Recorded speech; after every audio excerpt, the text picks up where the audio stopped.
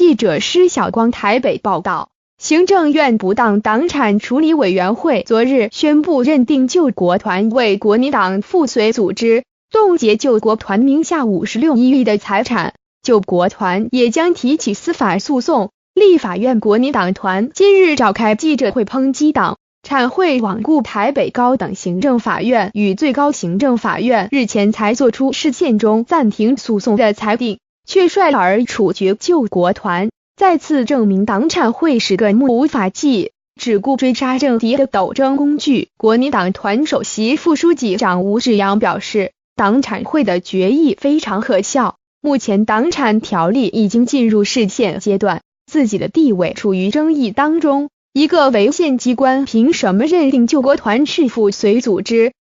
否则未来释宪确定违宪后，对救国团所造成的损失要如何回复？吴志阳要求，在释宪出炉前，党产会应该先自我冷冻，处于看守阶段，不应该再做任何处分，因为现在任何处分都完全没有公信力与合法基础。吴志阳说，许多民进党人士过去都曾经参与过救国团，党产会主委林丰正的父亲以前也曾经在救国团服务过。如果救国团是国民党的附随组织，林丰正才是国民党生下来的小孩。国民党团书记长曾明宗表示，被认定为国民党附随组织的新绿台与中投公司案，台北高等行政法院裁定，在司法院大法官就申请解释案做成解释公布前，停止诉讼程序。党产会不服提抗告，最高行政法院在8月2日驳回。